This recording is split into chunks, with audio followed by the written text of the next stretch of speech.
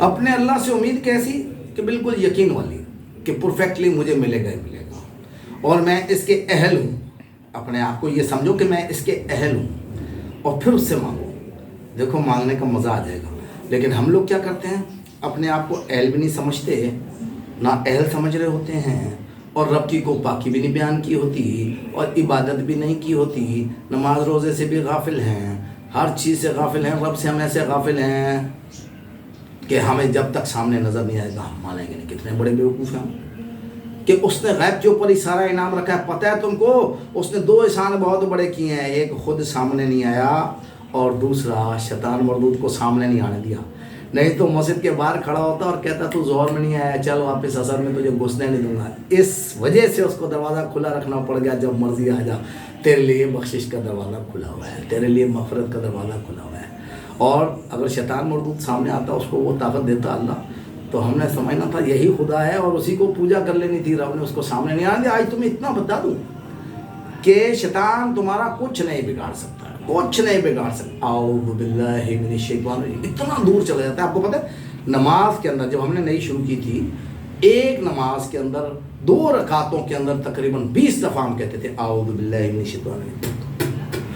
نیچے یہاں پہنچ گئے پھر کہتے ہیں اعوذ باللہ من الشیطان. اس سے جان چھڑانی مشکل تھی. آخر ایک وقت آیا کہ شیطان مردود ہمارا پیچھا چھوڑ گیا.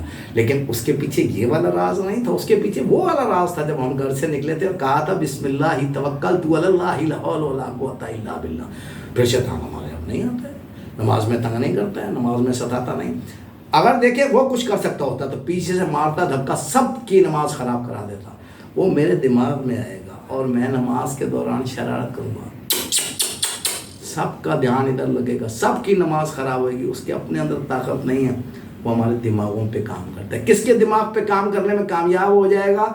جس کی وضو صحیح سلامت نہیں تھا، خشوع خضوع نہیں تھا، جس کے اندر یہ والی طاقت نہیں تھی، وہ تعوذ نہیں پڑھتا تھا، جس کے اندر یہ والی طاقت نہیں تھی کہ اللہ کا آسرا نہیں لیتا تھا، مردود کے آسرے جی رہا تھا، اسی کو اٹیک کرے گا اور وہی پیچھے سے شرارت کرے گا اور سب کی نماز خراب کرے گا. ادروائز اس کے اندر اپنے اندر کوئی طاقت نہیں ہے، کچھ نہیں کر سکتا، ہمارا کچھ بگاڑ ہی نہیں سکتا.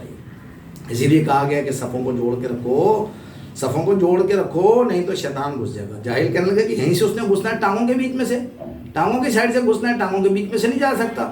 اگر اس نے بیچ میں سے جانا ہوتا تو اس وقت مان لیتا نا کہ سجدہ کر دوں اسے. وہ تو اس کی بے علمتی ہوتی ہے، وہ تو صفوں کو چیرتا ہوا جاتا ہے. اور آپ چاہتے ہو کہ نہ جائے تو صفوں کو جوڑ کے رکھا کرو، پیر سے پیر کو جوڑ لو، دیکھو کیسے شیطان گھستا ہے، نہیں گھس سکے گا. لیکن اس بات کے اوپر اپنا دھیان بھی لگاؤ کہ میں نے مردود سے بھاگنا اور اللہ کی طرف توجہ کرنی. وہ جاہل کہنے لگا کہ یار مجھے تو لگتا ہے تم اللہ سے زیادہ شیطان سے ڈرتے ہو، ہر وقت پڑھتے رہتے ہو اعوذ باللہ من الشیطان الرجیم.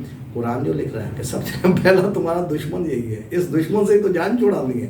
اس دشمن سے جان نہیں چھڑاؤں گا تو یہ تو مجھے لپیٹ کے لے جائے گا. پتہ ہے آپ کو اس کے غیب کے بارے میں اس کو کچھ نہیں پتا، اس لیے نہیں تو وہ مجھے آج چھوڑ دیتا، جس دن میں مرنے لگتا پکڑتا لپیٹتا نمازیں ساری خراب کرا دیتا. اس لیے یہ ہر دفعہ اٹیک کرتا ہے، ہر دفعہ اٹیک کرتا ہے. جب تک میں زندہ ہوں یہ اٹیک کرتا رہے گا، اور میں تعوذ کا سہارا لے کے، اپنے رب کا سہارا لے کے اور بچتا رہوں گا. آخر مقام کو پہنچ جاؤں گا. کون سا مقام؟ جنت الفردوس. جزاکم اللہ خیر. اللہ اللہ